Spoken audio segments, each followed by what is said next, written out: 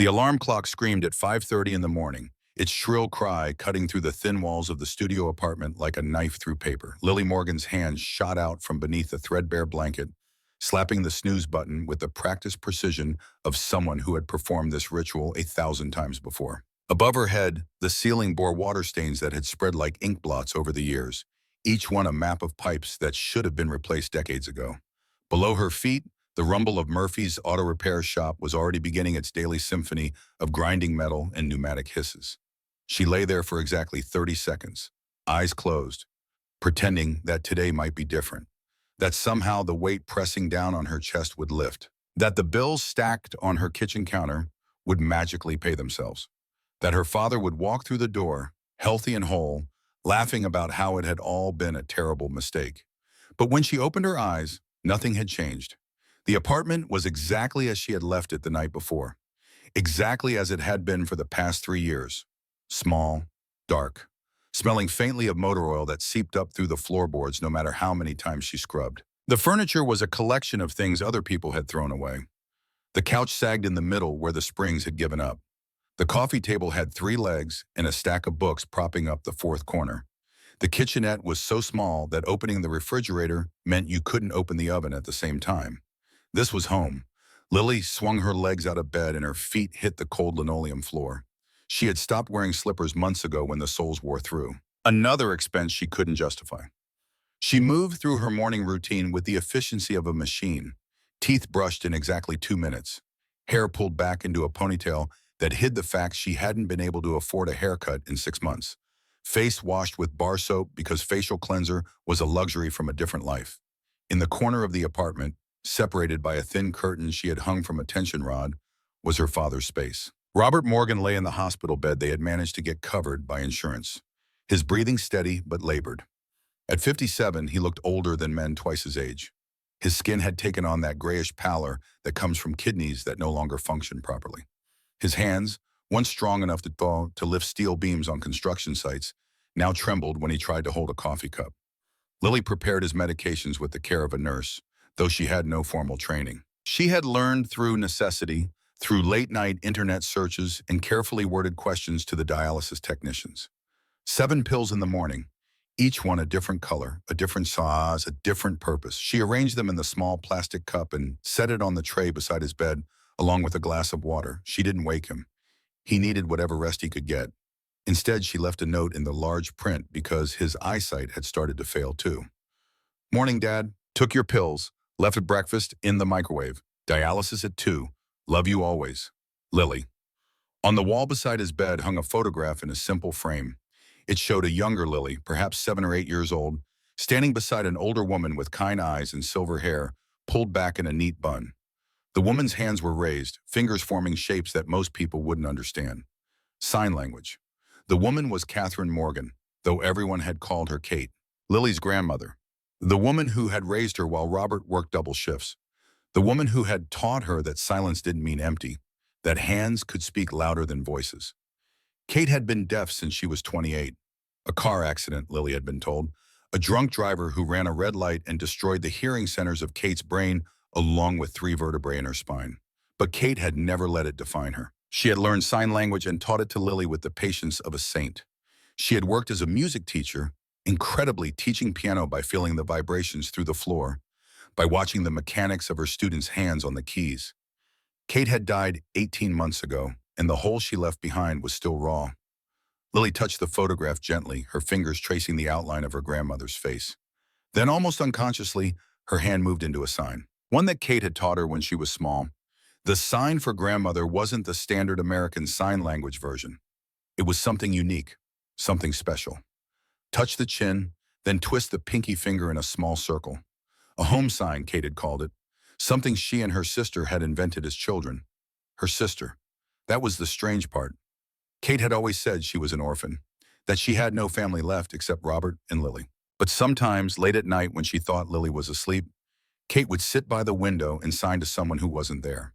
Her hands would move in shapes and patterns, having conversations with ghosts.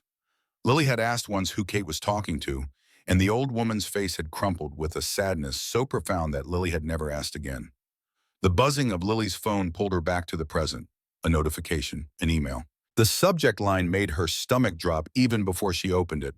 St. Luke's Medical Center. Urgent kidney transplant evaluation. Financial hold. Her hands shook as she read the message. Robert had been on the transplant list for 8 months. His kidneys were failing faster than the doctors had predicted. Without a transplant, they were giving him 18 months, maybe less. The surgery would cost $280,000. Their insurance, the bare minimum catastrophic coverage they could barely afford, had denied the claim. Pre-existing condition clause, a technicality that sentenced her father to death by paperwork. Lily closed her eyes and counted to 10, then 20, then 30. She had learned not to cry at the first blow. Tears were a luxury too, something she rationed like everything else. She looked at the stack of bills on her kitchen counter.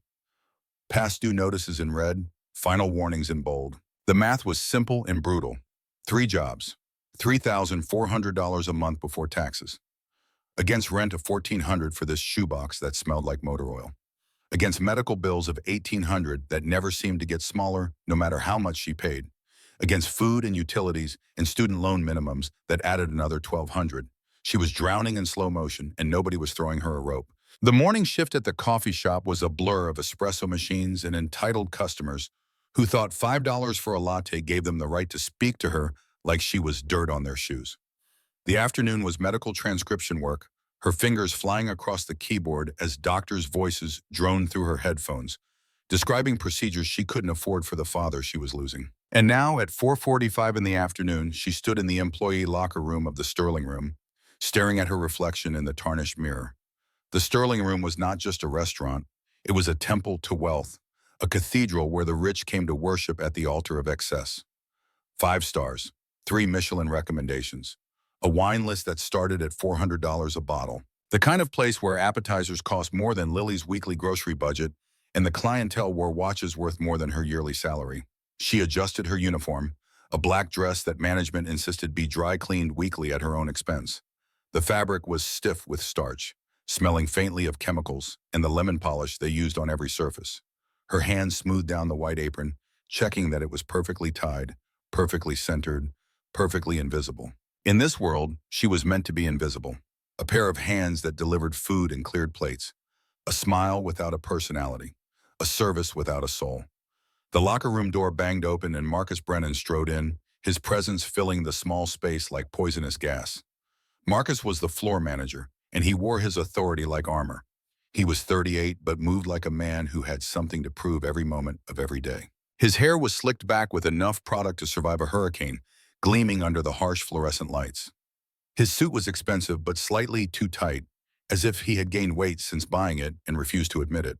On his wrist was a Rolex that anyone who knew watches could identify as a knockoff, though Marcus would swear on his mother's grave it was genuine. But it was his eyes that told the real story, cold, calculating. The eyes of someone who had been stepped on and had decided the only way to survive was to become the boot. "Morgan," his voice cracked like a whip. "Table 4 needs water. Table 7 wants the wine list. And for God's sake, smile. You look like you're attending a funeral." He checked his fake Rolex with exaggerated importance, as if every second was worth a fortune he didn't have. Lily kept her head down, her voice barely above a whisper. "Yes, sir. Sorry, Marcus." His face twisted.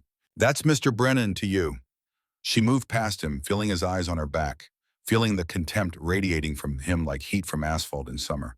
She had learned in her 6 months at the Sterling Room that Marcus reserved his worst cruelty for people who reminded him of something he wanted to forget. She didn't know what that was. She didn't want to know.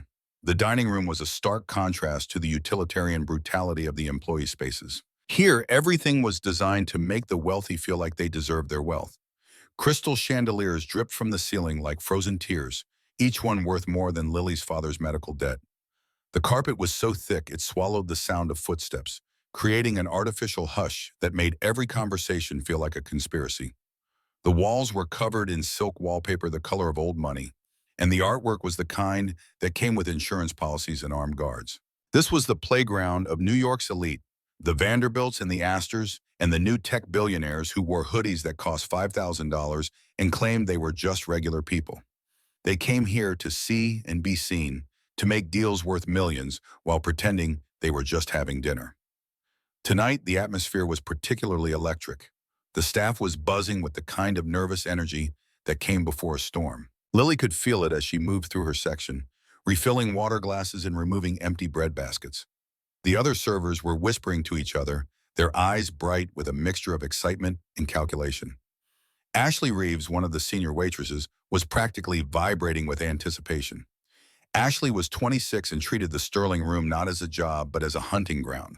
She was beautiful in the way that took work and money. Blonde hair that was definitely not natural but expensively maintained. Makeup applied with the precision of a surgeon. A figure that she displayed with a uniform that was somehow always just slightly tighter, just slightly shorter than everyone else's. She cornered Lily near the bread station, her voice low and conspiratorial. "Did you hear? Nathan Westbrook is coming in tonight." Lily blinked. The name meant nothing to her. She didn't follow society pages or business news. She was too busy trying to survive. Ashley rolled her eyes at Lily's blank expression. "Nathan Westbrook? Westbrook Industries? God, do you live under a rock?" "I'm just trying to do my job," Lily said quietly, reaching for a basket of rolls. Ashley grabbed her arm, perfectly manicured nails digging in just slightly. "He's 34, unmarried, net worth $3.2 billion with a B. He's on the Forbes 30 under 35 list. He's gorgeous, and he's single, and he's coming here tonight." "That's nice," Lily said, pulling her arm free and turning away. Ashley's voice followed her. "Marcus already assigned the VIP section to me and Tyler. You're on support. Bread, water, busing. Don't screw this up for us, Morgan." Tyler Brooks appeared beside Ashley, as if summoned by the mention of his name. Tyler was 29, handsome in a generic catalog model way, and just as shallow as Ashley. They made a perfect pair. Two sharks circling, looking for the big score that would let them stop working and start living. "I heard Westbrook tips 20% minimum," Tyler said, checking his reflection in a polished spoon. "On a bill that's probably going to be 5 figures. Do the math." Marcus materialized behind them like a malevolent shadow. "Brooks, Reeves, VIP section is set. I don't want to see Morgan anywhere near table 1 unless she's clearing dishes. Understood?" They nodded eagerly. Marcus turned his cold gaze on Lily. "Some people were born for the spotlight, Morgan. You were born to clean up after it. Remember your place." Lily's fingers moved unconsciously, spelling out letters in sign language, a habit she had when she was upset. FUCKYOU. But her face remained blank, her eyes downcast, invisible. Ashley noticed the hand movements and sneered. "Are you having a seizure with your hands, Lily? You look like you're trying to swat flies."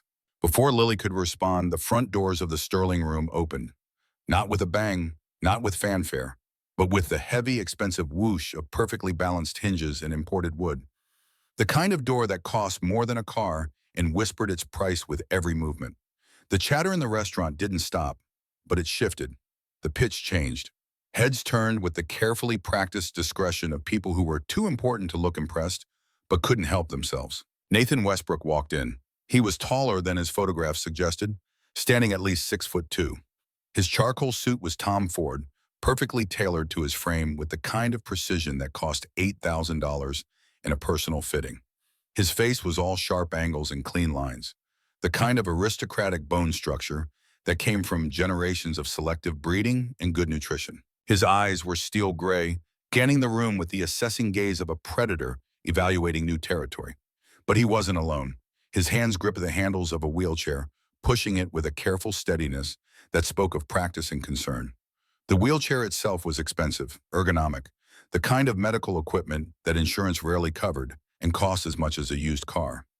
In the wheelchair sat a woman who seemed almost fragile amidst the grandeur of the Sterling Room. She was elderly, perhaps in her late 60s, though illness and hardship could make age difficult to judge. Her hair was white blonde, pulled back in an elegant chignon that spoke of old money and older manners. She wore a vintage Chanel suit in pale gray, clearly expensive but outdated by at least 2 decades. The fabric was immaculate, but the style was wrong for the current fashion, as if she had stopped paying attention to trends sometime in the past and never started again. What was most striking was what she wasn't wearing. No jewelry, not a single piece. No rings, no necklace, no earrings, no bracelet. In a room where the other women were draped in diamonds and dripping with designer labels, this absence was louder than any statement piece. The woman's hands rested in her lap, motionless but tense. Her eyes were sharp and intelligent, but currently they seemed to be watching everything and nothing at the same time. There was a profound disconnect between the awareness in her gaze and the isolation in her posture. Lily watched from the bread station 30 feet away, half hidden behind a decorative pillar. She watched the way the other diners reacted. The disappointment on their faces when they realized Nathan Westbrook hadn't brought a supermodel or an actress. The pity when they saw the wheelchair. The dismissal when they decided the old woman wasn't worth their attention. Marcus practically teleported to the entrance, his face transformed into a mask of obsequious delight. He was smiling so wide it looked painful, bowing slightly from the waist like he was greeting royalty. "Mr. Westbrook, what an honor. What an absolute honor." Marcus's voice was 3 octaves higher than normal, syrupy with false warmth. "We have the private alcove prepared for you.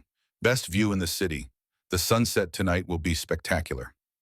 Nathan barely glanced at him. His response was clipped, professional, completely devoid of emotion. "Make sure it's quiet. My mother is tired." Mother, the word hung in the air. So this was Eleanor Westbrook, the reclusive matriarch of the Westbrook family. Lily had never heard of her, but then again, Lily didn't move in circles where people discussed the personal lives of billionaires. Marcus nodded so vigorously his gelled hair almost moved. Of course. Right this way, Mr. Westbrook." He snapped his fingers at Ashley and Tyler, who straightened like soldiers called to attention. They fell into formation, following Marcus as he led Nathan and Eleanor toward the VIP alcove. The procession moved through the dining room like a royal parade. Other diners pretended not to watch while watching intently. Conversations continued, but voices lowered. Phones appeared, not raised for obvious photographs, but positioned at careful angles for discreet shots. And then it happened. The wheelchair hit the edge of the Persian rug.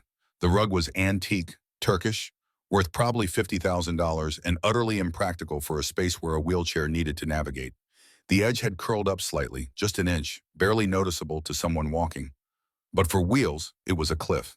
The chair jerked violently, stopping so suddenly that Eleanor was thrown forward in her seat. Her hands flew up defensively, a reflexive gesture of someone expecting to be hurt. A sound escaped her throat, sharp and startled. Not quite a scream, but close. It was the cry of a bird, high-pitched and fragile and terrified. Nathan stopped immediately, his face darkening with concern. He moved to steady the chair, to check on his mother, to fix whatever had gone wrong. But Marcus was faster. He grabbed the wheelchair by the handles and shoved it forcefully over the rug's edge, using enough strength that the chair lurched forward and Eleanor jolted again. The movement was rough, careless, the kind of handling you'd give to a piece of luggage, not a human being. Apologies. Marcus laughed nervously, his voice too loud.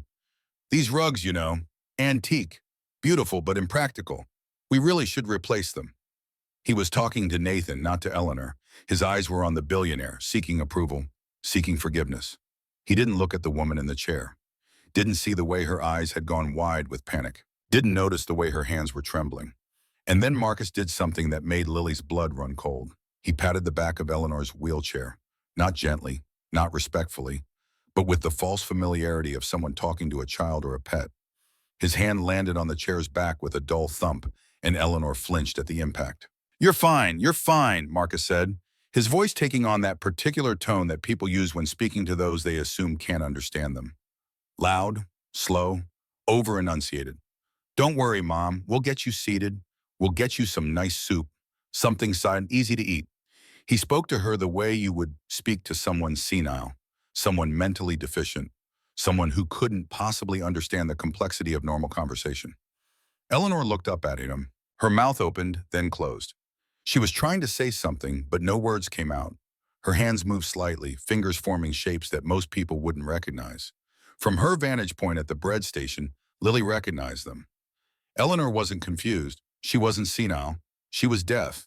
And she was trying to communicate, but nobody was listening. Lily watched as the group continued toward the VIP alcove, watched as Marcus fussed over Nathan while completely ignoring Eleanor, watched as Ashley and Tyler positioned themselves like courtiers around a throne, their attention laser-focused on the man with the money while the woman in the wheelchair might as well have been furniture. The dinner rush began in earnest. The kitchen became a symphony of controlled chaos. Chefs shouting orders in French and Spanish and English. The hiss of searing meat and the clatter of expensive china. The smell of truffle oil and saffron and money. Lily moved through it all on autopilot, her body performing the tasks while her mind was elsewhere. Refilling water glasses, delivering bread baskets, removing empty plates, dodging Marcus's critical glares and Ashley's condescending smirks. But her eyes kept drifting to table 1. The VIP alcove was positioned by the floor-to-ceiling windows that overlooked Central Park. The sunset was indeed spectacular, painting the sky in shades of orange and pink and gold. But none of the occupants of table 1 were looking at it. Nathan was on his phone, his fingers flying across the screen with practiced speed. His face was tight with concentration, his jaw clenched. Whatever crisis he was managing, it was clearly consuming his full attention. Every few minutes, his phone would ring, and he would answer in clipped, professional tones. Tokyo office, London branch, acquisition details, shareholder concerns. He clearly cared about his mother. He had brought her here, after all, had pushed her wheelchair himself rather than sending an assistant. But he was a man bearing the weight of a $3 billion empire, and that weight demanded attention even during dinner. Meanwhile, Ashley and Tyler were circling like sharks who had scented blood in the water. Ashley leaned in close to Nathan, her posture carefully calculated to be professional but suggestive. Her voice was pitched low, intimate. "Mr. Westbrook, would you care to see our wine list? We have a 1987 Chateau Margaux that is absolutely divine. It's one of the finest vintages we carry." She effectively turned her back on Eleanor as she spoke, blocking the older woman from Nathan's line of sight. It was subtle, probably unconscious, but the message was clear. The person who mattered was Nathan, the person who would be ordering, paying, tipping. Eleanor was just baggage. Nathan didn't look up from his phone. His response was distracted, automatic. "Sparkling water for me. Earl Grey tea for my mother." Ashley's smile didn't waver, but there was a flash of disappointment in her eyes. No wine meant a smaller bill. Smaller bill meant smaller tip. "Excellent choice, Mr. Westbrook," she said brightly. Then she turned to Eleanor and her entire demeanor changed. The professional polish melted into something else, something that tried to be kind but came across as condescending. Her voice rose in volume and her words stretched out, each syllable exaggerated. "And for you, sweetie, would you like some bread to nibble on while you wait?" She spoke in baby talk, the tone you'd use with a toddler or someone you assumed couldn't understand adult conversation. Eleanor looked at her, made direct eye contact, and in that gaze was intelligence, awareness, frustration. She moved her hand in a clear, deliberate gesture, index finger tapping against her lips twice, then pointing at her water glass, which was empty. It was sign language, the sign for water. Ashley blinked, completely missing it. "I'll take that as a yes to the bread." She turned away, and as she and Tyler walked back toward the service station, Lily heard Ashley's voice, low but not low enough. "God, that old lady is creepy. She just stares, doesn't say a word. I think she's had a stroke or something." Tyler's response was equally callous. "It's sad, really, but does she have to be so vacant? At least she's quiet." Lily stood at the bread station, her hands gripping the edge of the counter, hard enough that her knuckles went white. She wanted to scream at them, wanted to grab them by their perfectly styled hair and shake them until they understood. Instead, she whispered to herself, so quietly that nobody could hear over the ambient noise of the restaurant. "She's not vacant, she's deaf." Ashley brushed past her, grabbing a wine bottle from the rack. She must have heard something because she stopped and turned, her expression caught between amusement and annoyance. "Excuse me? Since when are you a doctor, Lily?" "I'm not, Marcus said she's just old and out of it," Ashley cut her off. "Besides, Nathan Westbrook is the one paying the bill. That's who we focus on. That's who matters." She walked away before Lily could respond. Tyler appeared at Lily's other elbow, his voice carrying a warning. "Get back to work, Morgan. Table 6 needs clearing. Stop spying on VIPs before Marcus fires you. You know the rules." Lily bit her lip hard enough to taste copper. She knew the rules. Don't approach the VIP section unless assigned. Don't speak unless spoken to. Don't make eye contact with important guests. Don't exist in any way that might be noticed. She grabbed her tray and headed to table 6, but the injustice of it was eating at her like acid. She watched as Tyler brought the Earl Grey tea to Eleanor. Watched as he placed the cup down on the saucer with enough force that the porcelain clattered and hot tea sloshed over the rim. The scalding liquid spread across the white saucer, steam rising, too hot to touch. Eleanor jumped at the sound. Her hands flew to grip the armrests of her wheelchair. She looked at the spilled tea, then up at Tyler, and her hands moved in clear, deliberate signs. One hand flat, moving in a circular motion over her chest, the sign for please, then pointing at the spilled tea. Then a brushing motion with both hands. The sign for clean, for wipe away. She was asking politely for someone to clean up the spill so she wouldn't burn herself when she reached for the cup. Tyler sighed audibly, not even trying to hide his exasperation. It's just a little spill, ma'am. It'll dry. He walked away without wiping it, without even acknowledging that he had heard her unspoken request. Eleanor looked down at her lap. Her shoulders, already curved with age and pain, slumped further. She seemed to shrink into herself, becoming smaller, more invisible. Across the table, Nathan was still on his phone, his voice tense as he argued with someone about acquisition terms and market valuation. He was completely oblivious to the small indignities being inflicted on his mother. Oblivious to the way she was being erased, piece by piece, by the people who were supposed to be serving her. Lily's heart hammered against her ribs like it was trying to escape. Her hands were shaking as she cleared table 6, nearly dropping a plate. She knew the rule, knew what would happen if she broke it. Marcus had fired a busboy last month just for making eye contact with a celebrity guest. Immediate termination. No warning, no second chances. If she lost this job, she lost the health insurance. If she lost the insurance, her father lost access to dialysis.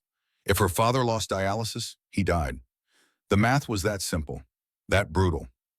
But she couldn't look away from Eleanor, couldn't unsee the isolation in her eyes, couldn't unhear the silence that surrounded her even in a room full of people. Lily remembered her own childhood, remembered growing up in a home where sound was secondary to sight, where hands spoke louder than voices, where her grandmother Kate would sit by the window and sign stories that only Lily could understand.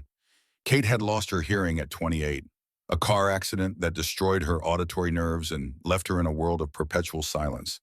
But Kate had never let it defeat her. She learned to communicate in new ways, learned to read lips and express herself with her hands, learned to teach music by feeling vibrations through the floor, by watching the mechanics of how fingers moved across piano keys. But Lily also remembered the other side, remembered going to the grocery store with Kate and watching the cashier shout at her like volume could overcome deafness. Remembered Kate trying to ask a question at the pharmacy and the pharmacist ignoring her completely, speaking only to young Lily as if Kate wasn't there. Remembered the casual cruelties of a world that treated deafness as a form of stupidity instead of just a different way of experiencing sound. Kate used to sign to her late at night when she thought Lily was too young to understand the depth of what she was saying. The worst part isn't the silence, Kate's hands would say. The worst part is being in a room full of people and still being completely alone. That was what Lily saw in Eleanor's eyes right now, that same profound isolation, that same desperate hope that someone, anyone, would see her as a person rather than an inconvenience. Lily placed her tray down on the service counter with deliberate care. She smoothed her apron with shaking hands, checking that it was straight, that she looked professional, that she wouldn't give Marcus any excuse beyond the one she was about to give him. She took a deep breath. The air smelled like truffle oil and imported wine, and the kind of indifference that came with too much money. She exhaled slowly, centering herself. And then she walked toward table 1. Every step felt like walking through water, like moving against a current that wanted to push her back, keep her in her place, remind her that girls like her didn't belong in spaces like this. She felt eyes on her, felt Ashley's shocked stare, felt Tyler's confusion, felt the weight of every rule she was breaking with each footstep. Marcus was across the room, schmoozing with a table of investment bankers, his back turned. He hadn't seen her yet. She had maybe 30 seconds before he noticed. 30 seconds before he descended on her like a hawk on a mouse. Lily approached the VIP alcove. Nathan was still on his phone, his voice low and intense. Eleanor was staring at the tea puddle on her saucer, looking utterly defeated. Lily didn't speak, didn't announce herself with words. Instead, she stepped carefully into Eleanor's line of sight and waited. It took a moment. Eleanor was so lost in her own isolation that she almost didn't notice the new presence.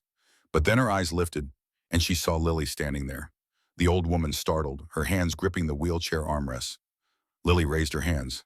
The movement was fluid, precise, gentle. Her fingers formed shapes that most people wouldn't recognize, but that Eleanor would understand instantly. "Are you okay?" Lily signed. The effect was instantaneous and dramatic. Eleanor's eyes went wide, not just wide, enormous. The dull resignation that had been there moments before vanished, replaced by pure shock. She sat up straighter in her wheelchair, her whole body suddenly alert, alive. Her hands flew up, trembling but clear, forming signs in response. You know sign?" The gasp came not from Eleanor but from the room around them. The carefully maintained ambience of the Sterling room cracked. The low murmur of conversation faltered.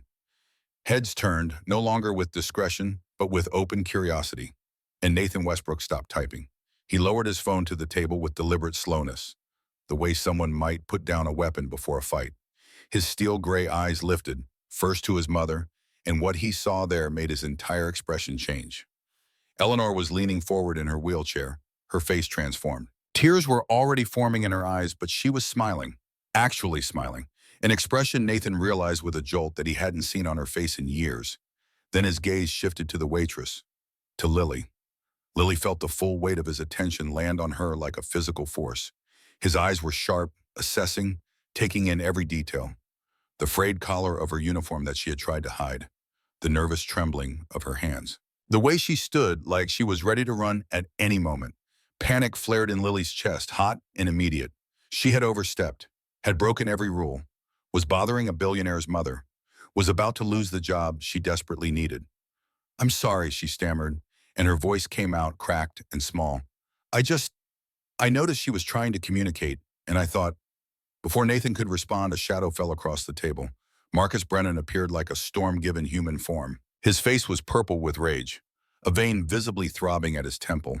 His hands were clenched into fists at his sides, shaking with barely controlled fury. "What is going on here?" The words came out strangled, forced through a throat tight with anger. He grabbed Lily's arm, his fingers digging into her bicep hard enough that she knew there would be bruises tomorrow. If there was a tomorrow. He yanked her back roughly, pulling her away from the table. "Mr. Westbrook, I am so deeply sorry." Marcus's voice was sputtering, sweat breaking out on his forehead despite the restaurant's careful climate control. "This employee is new. She's incompetent. She knows, she absolutely knows. She is not allowed in this section." He pulled Lily back another step, his grip punishing. "I will have her removed immediately. Security is being called. She will not bother you again." "Please, let go of my arm," Lily whispered, and she hated how weak her voice sounded. Hated the tears that were springing to her eyes from the pain and the humiliation and the knowledge that this was it. This was the end. "You're fired, Morgan," Marcus hissed in her ear. "Get your things and get out." "Let go of her arm." The voice was low, baritone, terrifyingly calm. It didn't shout, didn't raise in volume. But somehow it cut through every other sound in the restaurant like a knife through silk. And it didn't come from Marcus. It came from Nathan Westbrook. Marcus froze. His hand dropped from Lily's arm as if the contact had suddenly burned him. He turned, his face cycling through confusion and then dawning horror. "Mr. Westbrook?" Nathan stood up. He didn't rush the movement, didn't make it dramatic. He simply rose from his chair with the deliberate control of someone who knew that every eye in the room was on him and wanted to make sure his message was absolutely clear. At 6'2", he towered over Marcus, and in that moment, he looked furious. But his anger was the cold kind, the calculated kind, the kind that was far more dangerous than any shouting could ever be. "Did you not see what just happened?" Nathan asked, his voice echoing in the sudden silence that had fallen over the Sterling room. Marcus stammered. She was bothering your mother, sir. She was making gang signs or waving her hands around like some kind of—" Nathan looked at Marcus with an expression of pure disgust. Then he turned to his mother. Eleanor's hands were already moving, signing rapidly, her face fierce. Lily could read the signs, could understand the fury in every gesture. "This girl is the only person in this entire building who has treated me like a human being. Everyone else has treated me like furniture, like I'm invisible, like I don't matter." Nathan watched his mother sign, his jaw clenched tighter with every word. When Eleanor finished, he turned back to Marcus, and his voice was hard as stone. "My mother says that this incompetent waitress is the only one who showed her any respect." Marcus's jaw literally dropped open. She speaks? I didn't." "She's deaf, you idiot," Nathan snapped. And for the first time, there was heat in his voice. "She isn't invisible. She isn't a piece of furniture. She's a human being who deserves to be treated with basic dignity." He turned to Lily, and his expression softened. Just slightly. Just enough. "What is your name?" Lily's voice came out as barely a whisper, her hand unconsciously rubbing the place on her arm where Marcus had grabbed her. Lily Morgan." "Lily," Nathan repeated, testing the name. Then he continued, his voice taking on a weight that made it clear this wasn't just conversation. This was testimony. My mother has been refusing to come out to dinner for 5 years because she hates how people treat her. Tonight, I finally convinced her to try again. And for the last 30 minutes, I have watched your staff ignore her, talk over her, and treat her like a child who can't understand what's happening around her. He paused, looking at his mother, who was smiling at Lily through her tears. A real smile, warm and genuine. I was about to walk out and never come back, Nathan said quietly. And then you did something that nobody else in this restaurant thought to do. You saw her. You treated her like a person. He pulled out the empty chair beside his mother. Please, sit down. Lily blinked, certain she had misheard. Sir, I can't. I'm working. I'm... Marcus interjected, trying desperately to regain control of the situation. She's fired, Mr. Westbrook. She broke protocol. She violated... Nathan turned to Marcus, and the temperature in the room seemed to drop 10 degrees. If she is fired, Nathan said, his voice soft and deadly, then I am buying this building. I will close this restaurant permanently, and I will ensure that you never work in Manhattan again. Not as a manager, not as a host, not as a dishwasher. He let that sink in for a moment. Let Marcus process the threat. Let him understand that this wasn't hyperbole or anger talking. This was a man with $3 billion making a promise. Do I make myself clear? The silence in the Sterling room was absolute. Even the kitchen had gone quiet. Every chef, every server, every guest was frozen, watching this scene unfold. Marcus's face had gone from purple to white. He nodded, unable to form words. Nathan turned back to Lily and his voice gentled again. Please sit. My mother would like to talk to you. He paused and something shifted in his expression. Curiosity, confusion, recognition. And I would like to know why a waitress at the Sterling room speaks a dialect of sign language that hasn't been used in this region for 30 years. Lily felt her heart skip a beat. The world seemed to tilt slightly on its axis. Dialect? She asked, her voice barely audible. What do you mean? I just signed the way my grandmother taught me. Nathan's eyes narrowed, studying her face with an intensity that made her want to look away. He was really looking at her now, not through her, not past her, but at her, seeing the shape of her eyes, the curve of her jaw, the way her hands moved when she signed. Where did you learn to sign, Lily?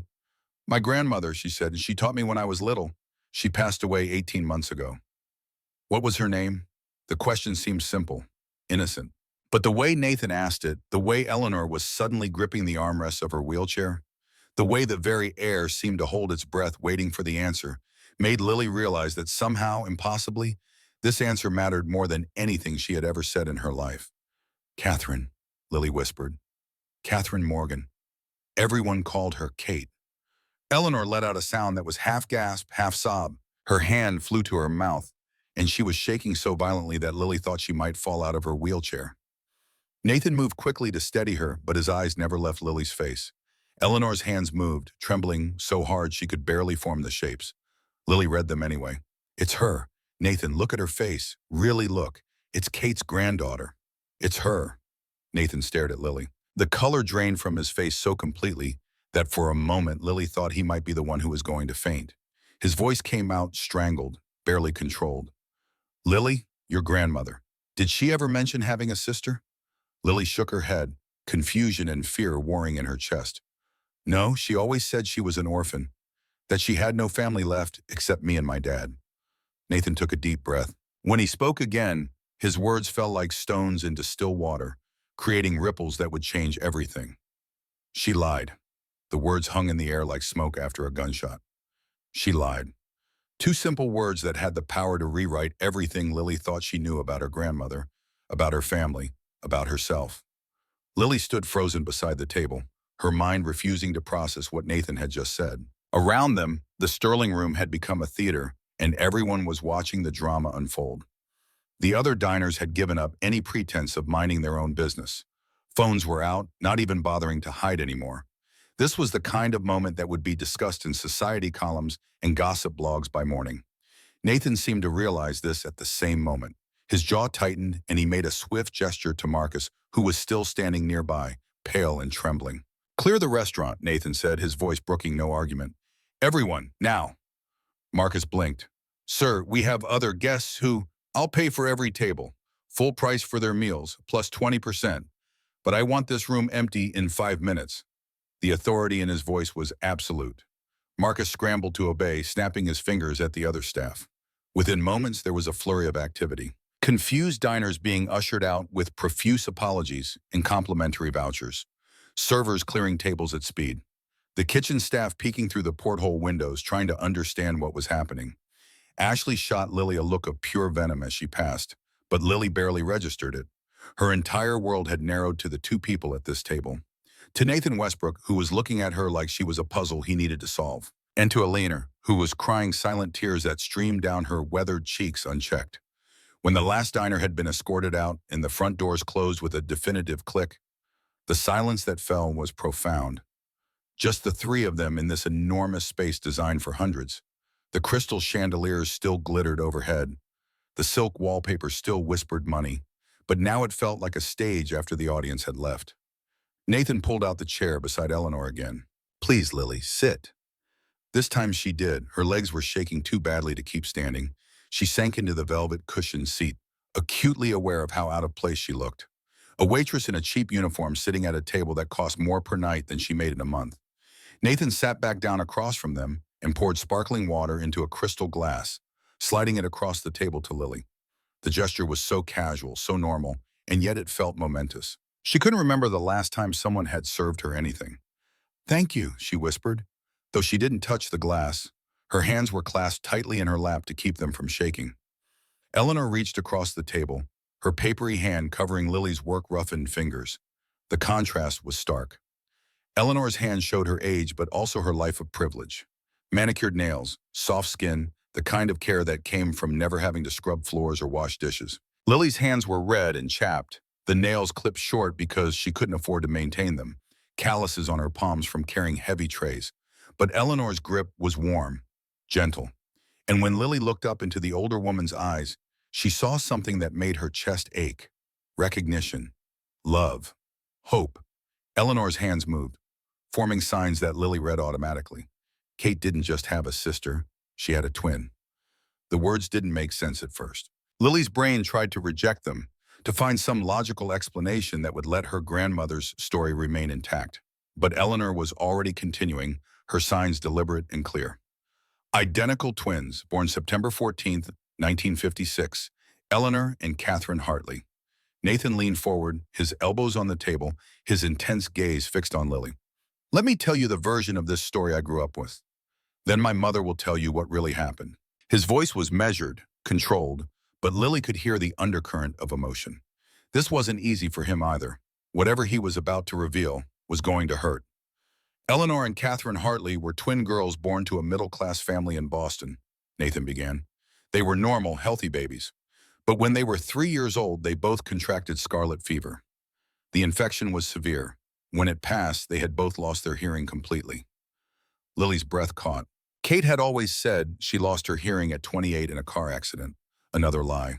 Their parents couldn't cope with having two deaf daughters, Nathan continued, and there was judgment in his voice now, contempt for those long-dead parents. They gave the girls up for adoption when they were 4 years old. In 1960, Charles and Margaret Westbrook adopted them, my great-grandparents. They were wealthy, couldn't have biological children, and thought adopting would be a good thing to do. He paused, took a sip of his own water. But the Westbrooks were ashamed of having deaf daughters. They kept Eleanor and Kate isolated in a private wing of the estate, hired tutors to educate them at home, never let them attend regular school, never let them socialize with other children. They were prisoners in a golden cage. Eleanor's hands moved, adding to the story. "We created our own world, our own language. We took American Sign Language that our tutors taught us, and we added our own signs. Secret codes that only we understood. We had to. We were all each other had." Nathan nodded. In 1980, when the twins were 24, Eleanor married Richard Westbrook, my father. It was an arranged marriage, a way to keep the Westbrook fortune consolidated within the family. Richard was a distant cousin, charming in public, ambitious in private. His voice hardened. Kate continued to live on the estate to support Eleanor. The two of them were inseparable. And then in January of 1984, Kate allegedly stole the Westbrook star, a diamond necklace worth $2.6 million. She vanished the same night, ran away according to my grandfather. The family disowned her, erased her from every photograph, every record, every conversation. My grandfather forbade anyone from speaking her name. As far as the Westbrook family was concerned, Catherine Hartley had never existed. Lily's hands were gripping the edge of the table now, her knuckles white. That's not possible. My grandmother never stole anything. She was the most honest person I ever knew. I believe you, Nathan said quietly, because you're sitting here. Because if Kate had really stolen a $2 million necklace, you wouldn't have grown up in poverty. You wouldn't be working 3 jobs to pay for your father's medical care. Lily's head snapped up. How do you know about that? Nathan had the grace to look slightly uncomfortable. When you told me your name, I had my assistant run a background check. Standard procedure when family matters are involved. I know about your father's kidney failure. I know about your debt. I know that you're drowning and nobody's throwing you a rope. He leaned forward. But more importantly, I believe you because of this. He gestured for her to sign something. Show me the sign for grandmother again. Lily's hands moved automatically. She touched her chin, then twisted her pinky finger in a small, specific circle. Nathan nodded slowly. That's not standard ASL. In American Sign Language, you sign grandmother by touching your chin and moving your hand forward in 2 bounces. But you added the pinky twist. That's a home sign, something unique. Something that Eleanor and Kate invented when they were 7 years old. He turned to his mother. Isn't that right? Eleanor was nodding, tears flowing freely now. Her hands moved in rapid signs, and Lily found herself translating aloud without thinking. We made that sign together. We were 7, and we were reading a book about a wise old woman who lived in the forest and helped lost children find their way home. We decided that's what a grandmother should be, someone wise who guides you. So we created a sign that combined wise and guide and love. Only Eleanor and Kate knew that sign, and Kate taught it to you. The weight of understanding was crushing. Lily looked at Eleanor, really looked at her, and started seeing the resemblances, the shape of the eyes, the curve of the smile, the way her hands moved with the same fluid grace that Kate's had. You're her twin, Lily whispered. You're my grandmother's sister. Eleanor nodded, her face crumpling with emotion. Nathan's voice was gentle now. Which makes you family, Lily, my second cousin, a Westbrook heir. The word heir made Lily recoil. I don't want anything. I don't want money or inheritance or whatever you think I'm here for. I just wanted to help her. That's all. I saw someone who needed help and I helped. I know, Nathan said. That's why I believe this story. Because if you were here to scam us, you would have done your research. You would have known who we were. But you didn't even recognize my name. He was right. Lily still wasn't entirely sure who Nathan Westbrook was beyond wealthy and powerful. She didn't follow society pages or business news. She was too busy surviving. But there was still a piece missing. If you're her sister, if you're her twin, why didn't she ever mention you?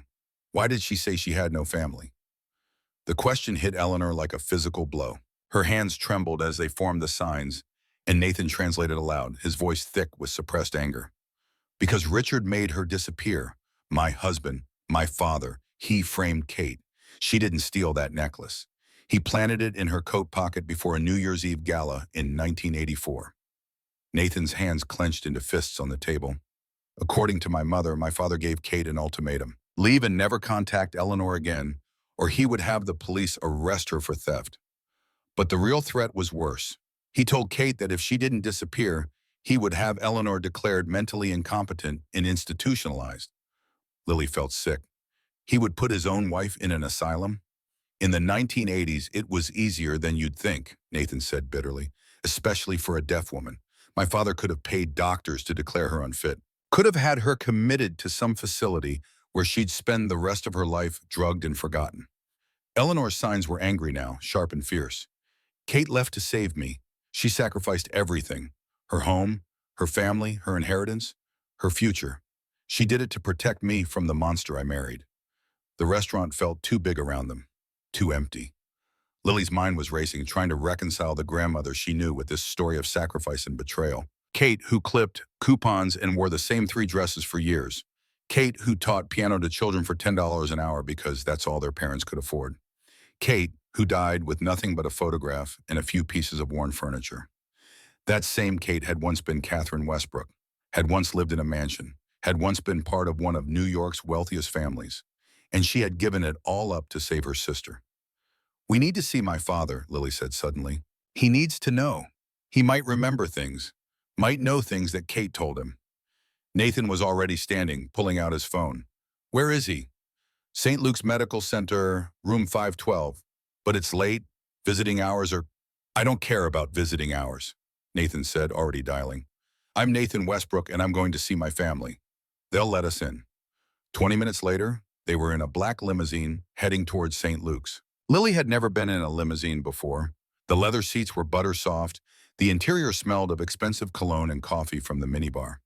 There was more space in this car than in her entire apartment. Eleanor sat beside her, still holding her hand, occasionally signing small observations. You look so much like her. The same eyes, the same gentle spirit. Lily didn't know how to respond to that, so she just squeezed the older woman's hand and watched the city lights blur past the tinted windows.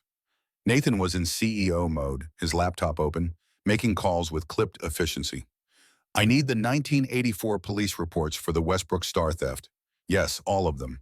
And I need forensic accountants going through my father's personal records from that year. Look for large cash withdrawals, unusual expenses, anything that doesn't match his normal pattern. He hung up and made another call. I need Robert Morgan's complete medical file, St. Luke's Nephrology Department. Yes, I'm aware of HIPAA. Tell them Nathan Westbrook is calling about a family medical emergency, and if they don't cooperate, I'll have lawyers there in 20 minutes explaining exactly how cooperative they need to be. Lily watched him work with a mixture of awe and unease. This was power, real power, the kind that could move mountains or crush people depending on how it was wielded. The limousine pulled up to the emergency entrance of St. Luke's Medical Center. Nathan didn't wait for the driver. He was out of the car immediately, opening Eleanor's door, helping her into her wheelchair with practiced ease. Lily scrambled out after them, suddenly aware that she was still in her Sterling room uniform, her apron stained with water spots and breadcrumbs. The hospital staff took one look at Nathan Westbrook and snapped to attention. Nurses who would normally enforce visiting hours strictly suddenly became accommodating. Security guards who would have stopped anyone else waved them through. Money bought a lot of things, but apparently it could also buy exceptions to rules. They took the elevator to the 5th floor in tense silence. Lily's heart was pounding. Her father had never mentioned the Westbrooks, not once in 25 years. Why? What did he know? What had Kate told him before she died? The elevator doors opened and they made their way down the corridor. Room 512.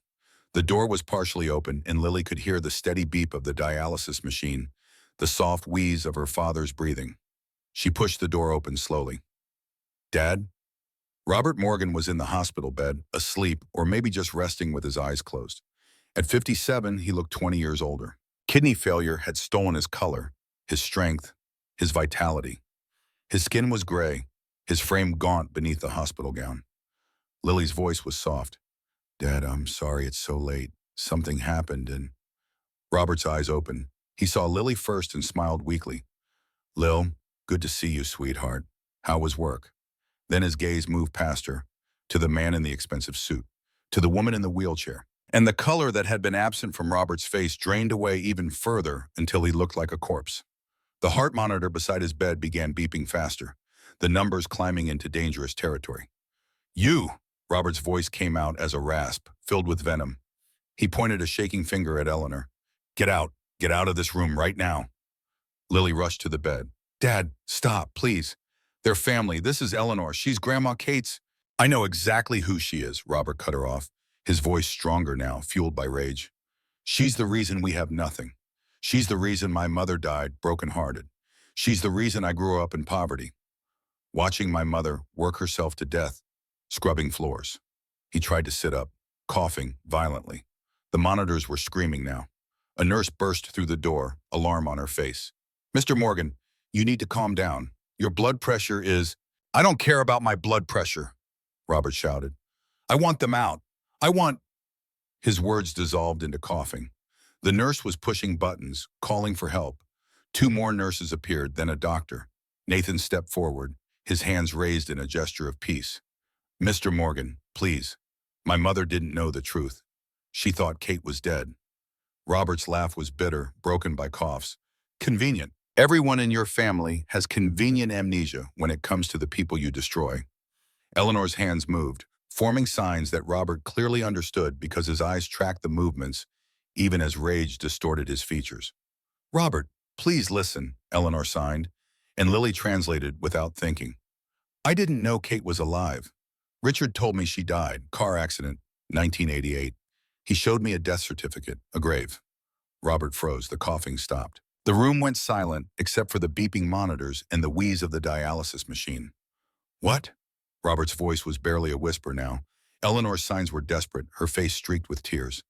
I looked for her for 10 years, hired private investigators, spent hundreds of thousands of dollars searching. Richard hid all the reports, destroyed them. He told me she was dead. I mourned her, Robert. I mourned my twin sister for 22 years. Robert stared at Eleanor, and slowly the fight went out of him. He slumped back against the pillows, looking suddenly older, more fragile. She never knew, he said quietly. My mother died thinking you abandoned her, thinking you chose money over her. The words hit Eleanor like blows. She buried her face in her hands, her shoulders shaking with silent sobs. Lily moved to comfort her, one hand on Eleanor's shoulder, the other still holding her father's hand. She was caught between two people she loved, two people carrying decades of pain. Dad, Lily said softly, did Grandma ever tell you anything? Anything about what happened? Any evidence or proof? Robert closed his eyes. When he opened them again, there was something different in his gaze. A calculation, a decision being made. She made me promise never to tell, made me swear that if the Westbrooks ever found us, I should run, should take you and disappear. Why, Nathan asked. Because she was afraid of what your family could do, what they had already done. Robert looked at Nathan with unconcealed distrust. But she also said that if she died, if Eleanor ever came looking, there was something she left behind. Nathan leaned forward. What? Where? A storage unit, South Boston. She paid for it until 2045.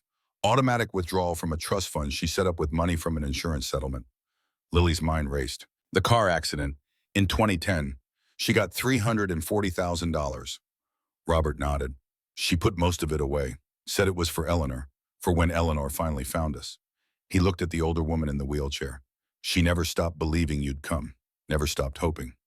The words broke something in Eleanor. She made a sound, a vocalization that came from deep in her chest, not words but pure grief-given voice. Lily's phone buzzed. She pulled it out, saw an unknown number, almost ignored it, but something made her answer. Hello?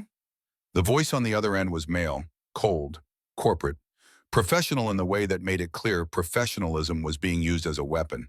Lily Morgan, we know where you are. We know what Nathan Westbrook has promised you. We know you're planning to claim inheritance from the Westbrook estate. Lily's blood turned to ice. Who is this? The voice continued, ignoring her question. You have 48 hours to sign a document relinquishing all claims to the Westbrook fortune. A courier will deliver the papers tomorrow morning. I don't want... If you refuse, there will be consequences. Your father's dialysis treatments, for example. Such delicate equipment. So many things that can go wrong. Medication errors, equipment failures, accidents happen in hospitals all the time. The threat was clear, unmistakable. Lily's hand tightened on the phone until her knuckles went white. Are you threatening my father? I'm simply stating facts. 48 hours, Miss Morgan. Sign the papers. Walk away. Live your life. Or watch everyone you love suffer. The line went dead. Lily stood there, the phone still pressed to her ear, her whole body shaking. Nathan was watching her, and whatever he saw in her face made him stand up immediately. What happened? Who was that? They threatened Dad, Lily whispered. They said if I don't sign away any claims to the Westbrook estate, they'll sabotage his dialysis. They'll hurt him. Nathan's expression went cold, colder than she had seen yet. That was Gerald Thorne, the CFO, my father's best friend. He's protecting my father's legacy and his own secrets. He pulled out his own phone, fingers moving rapidly. I'm calling hospital security. Private detail on this room immediately. Nobody gets in except approved medical staff. But even as he made the arrangements, Lily felt the fear settling in her stomach like a stone. These people had reach, had power, had resources that made Nathan's billions look small in comparison because they were fighting to protect something even more valuable than money. They were fighting to protect their reputations, their freedom, their futures. And they had just declared war.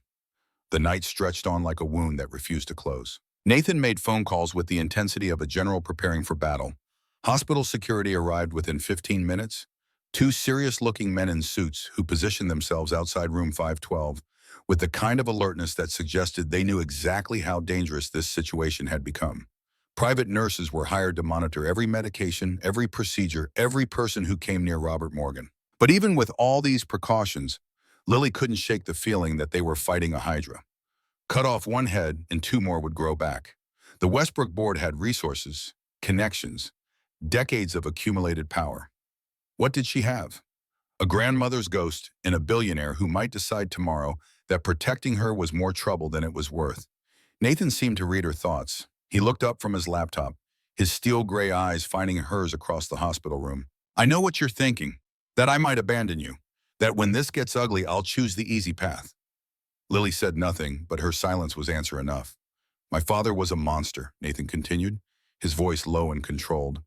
I spent 31 years not knowing the full extent of what he did. I won't spend the rest of my life perpetuating his crimes. Your family, Lily, and Westbrook's protect family, even when it's hard, especially when it's hard.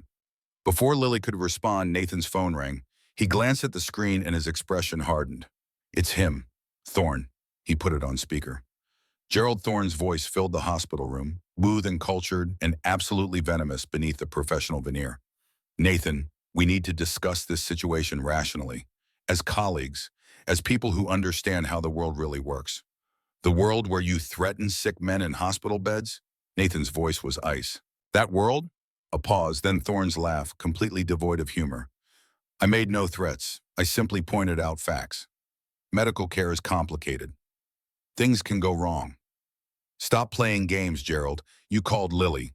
You threatened her father. We both know exactly what you did. Another pause, longer this time. When Thorne spoke again, the pretense of friendliness was gone.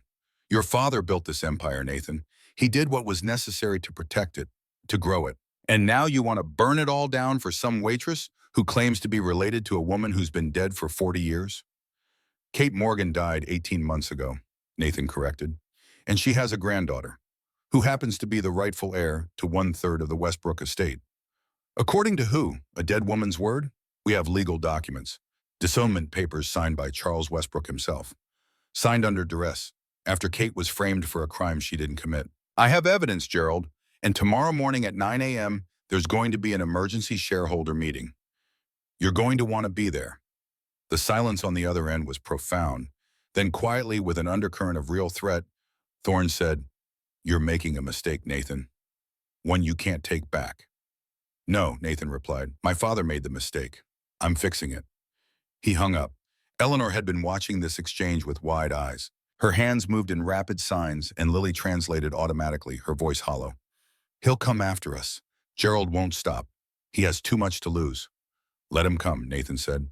We're going to that storage unit tonight. We're going to find whatever Kate left behind, and then we're going to end this.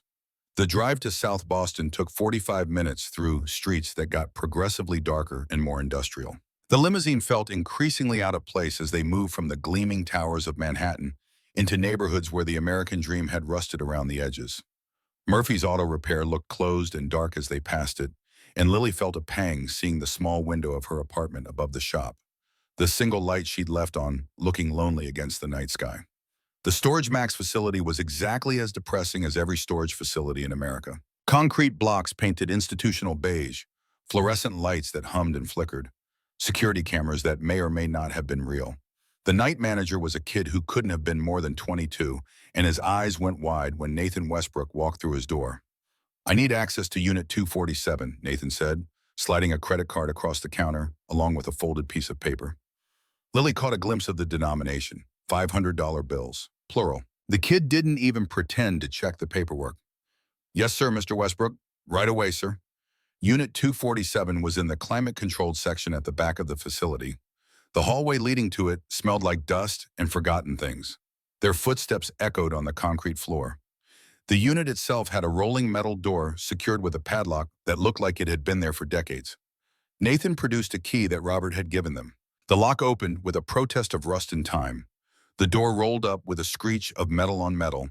Inside was a life abandoned in boxes, furniture covered with sheets, stacks of cardboard boxes labeled in neat handwriting, a standing lamp with a fringed shade, a rocking chair, the remnants of Catherine Morgan's existence before she became Kate, before she disappeared into poverty and silence to save her sister. But in the center of the unit, like an altar, sat a large steamer trunk. Leather and brass, worn but cared for. The kind of trunk that had traveled on ocean liners in an earlier, more elegant age.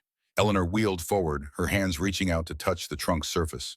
Her fingers traced the brass fittings with a reverence that spoke of recognition. Her signs were small, almost private. I remember this. Our bedroom.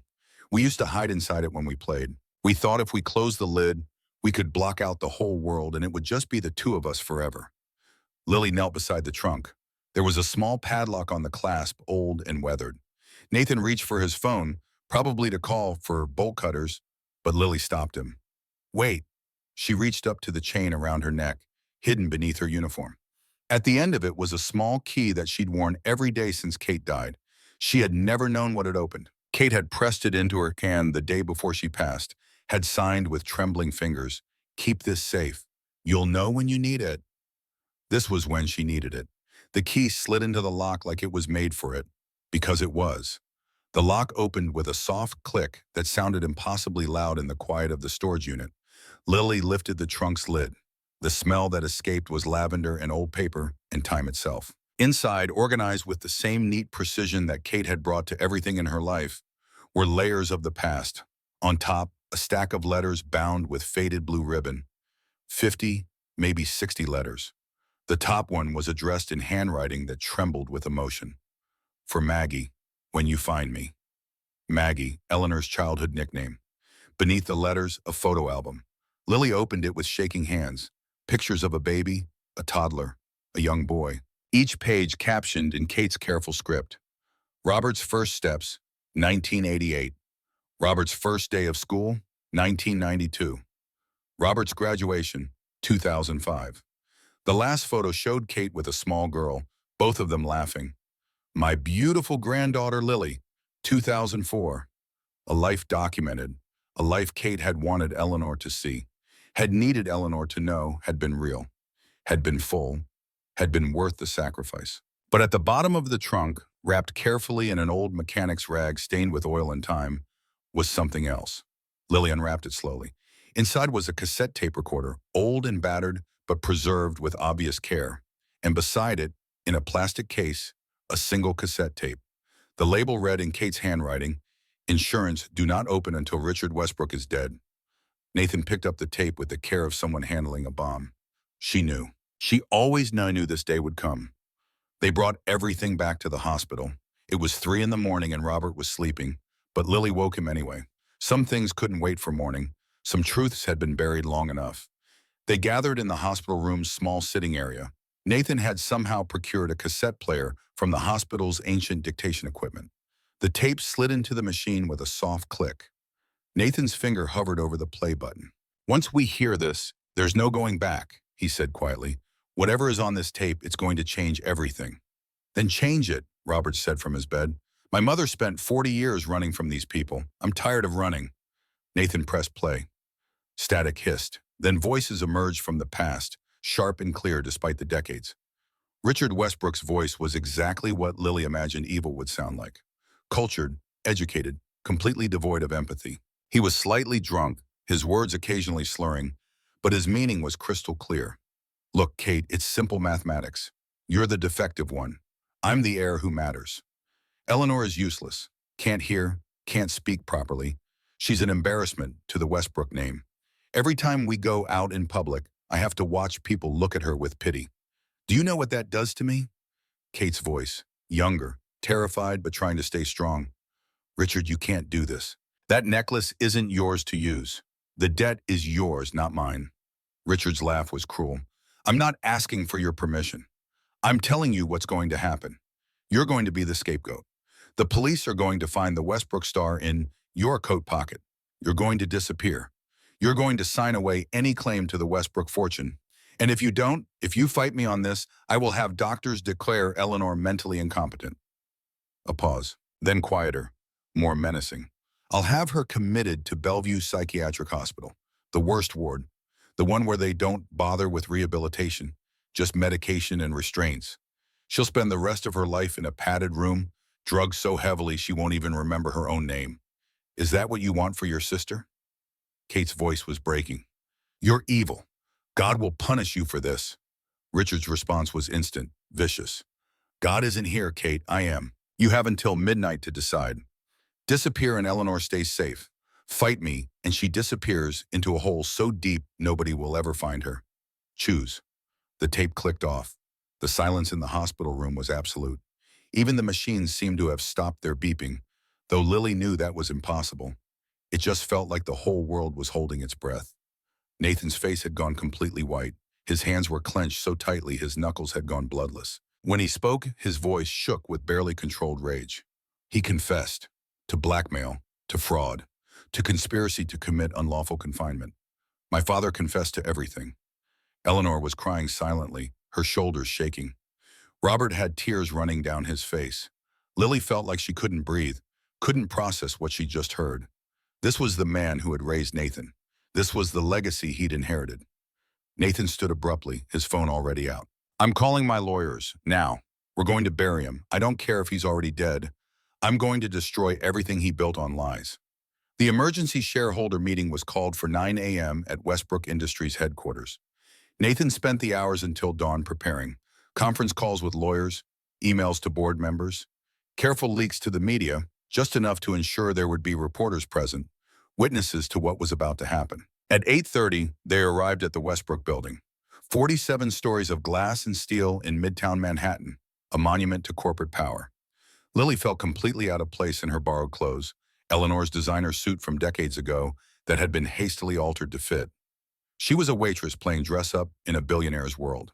But when they walked into the building, when the security guards snapped to attention and the receptionists fell over themselves to accommodate them, Lily realized something. She wasn't playing anymore. For better or worse, she was a Westbrook now, and that name carried weight. The boardroom was on the 47th floor, all glass walls and a table that could seat 30 people. It was already filling up, board members in expensive suits, looking nervous and angry. Shareholders connecting via video conference, their faces filling screens around the room, and in the corner, partially hidden behind camera equipment, reporters from the Wall Street Journal and the Financial Times. Gerald Thorne was already seated at the head of the table, trying to project confidence. But Lily could see the tension in his shoulders, the way his eyes kept darting to Nathan. Nathan walked to the front of the room with Lily and Eleanor. He didn't sit. He stood, commanding attention without effort. Thank you all for coming on such short notice, he began, his voice carrying effortlessly through the room. I'm going to make this brief because what I have to say doesn't require elaborate explanation. He paused, letting the weight of the moment build. My father, Richard Westbrook, was a criminal. Gasps around the room. Gerald Thorne half stood. Nathan, this is inappropriate. Oh, sit down, Gerald, Nathan said, and there was steel in his voice. You'll have your turn to speak. Right now, you're going to listen. Thorne sat, his face purple with rage. Nathan continued. In 1984, my father framed an innocent woman to cover his gambling debts. That woman was Catherine Hartley Westbrook. She was my mother's twin sister. She was disowned based on fabricated evidence and spent the next 40 years living in poverty, while my father enjoyed the fortune that should have been partially hers. He gestured to Lily. This is Lily Morgan, Catherine's granddaughter, my second cousin, a legal Westbrook heir. More gasps, phones coming out, reporters typing furiously.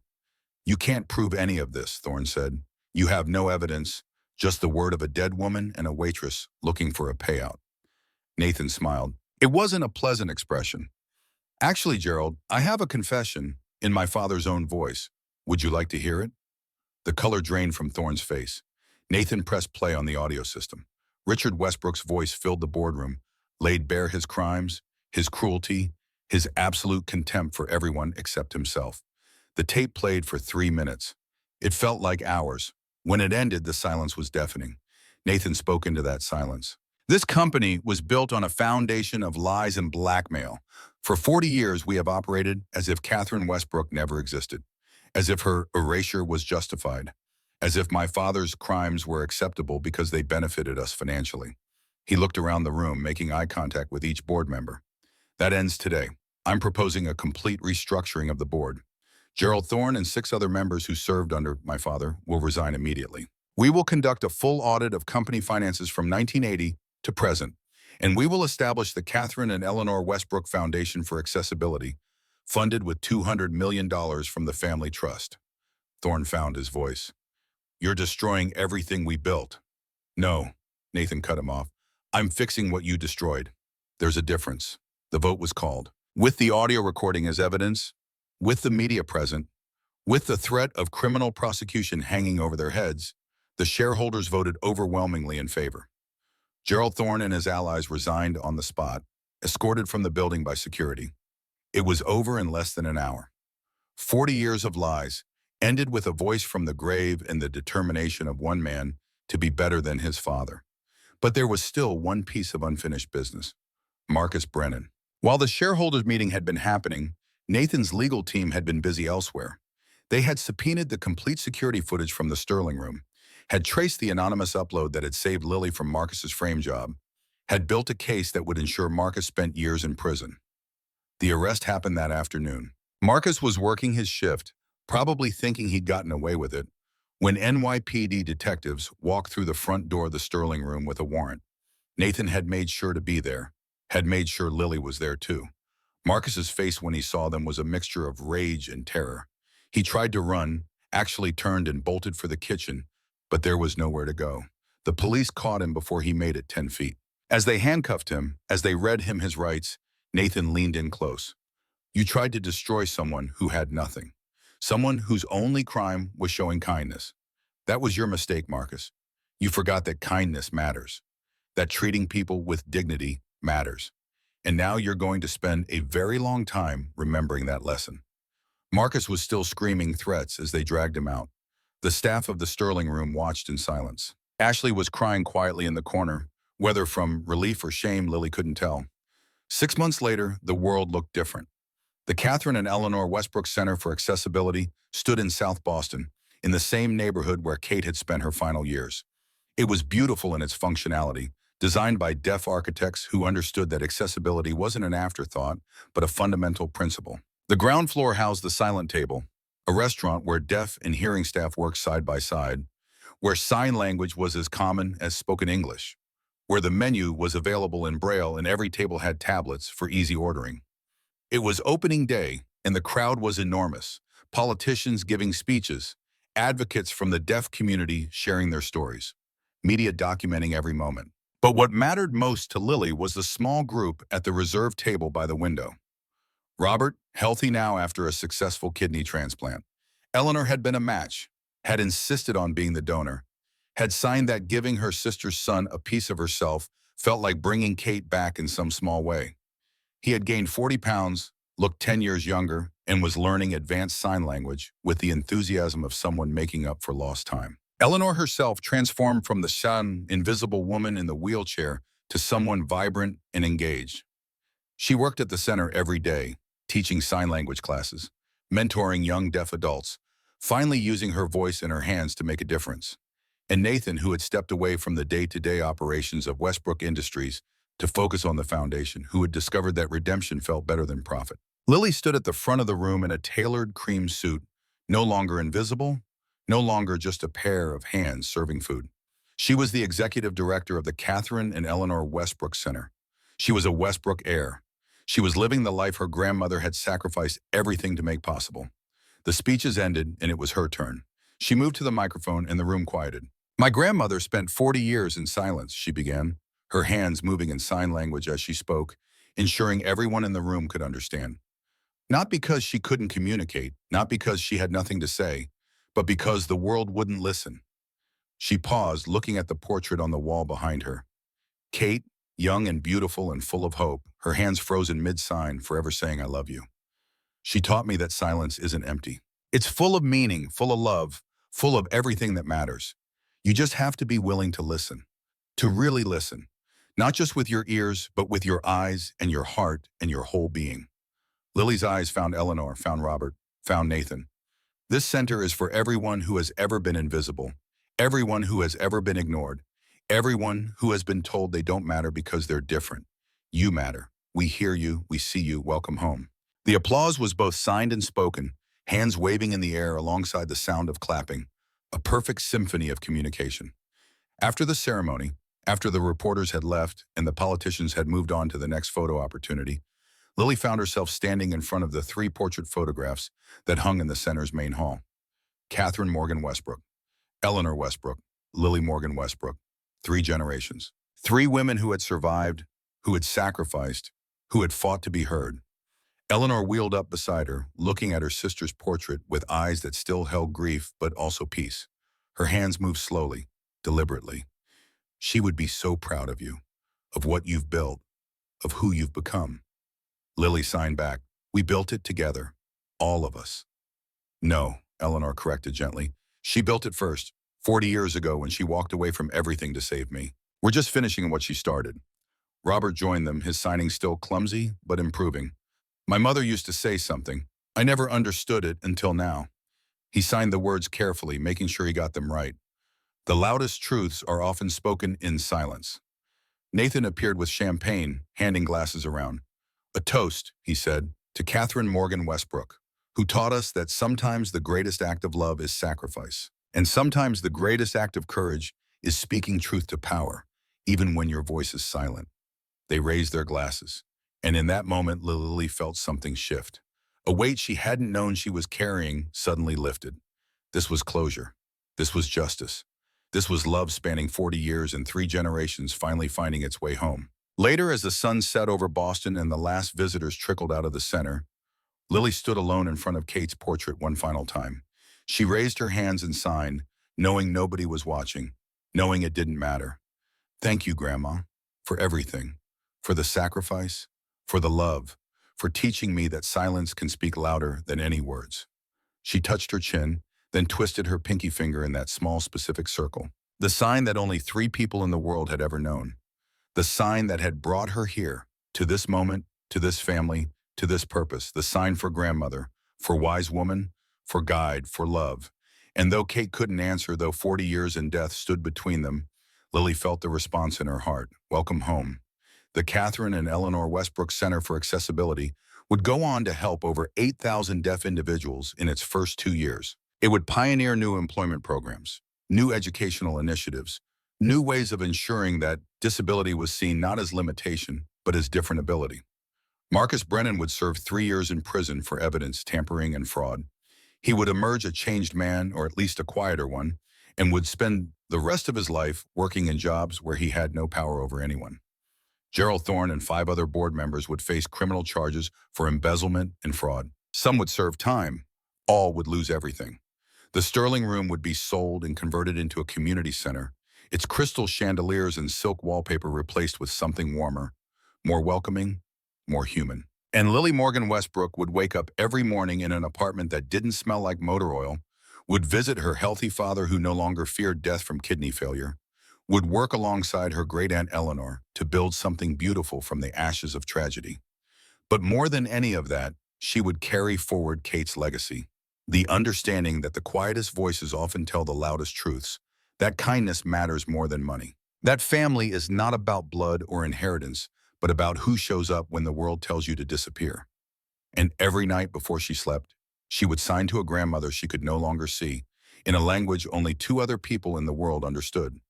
I love you. Thank you. I'm home. The silence that followed wasn't empty. It was full of everything that mattered.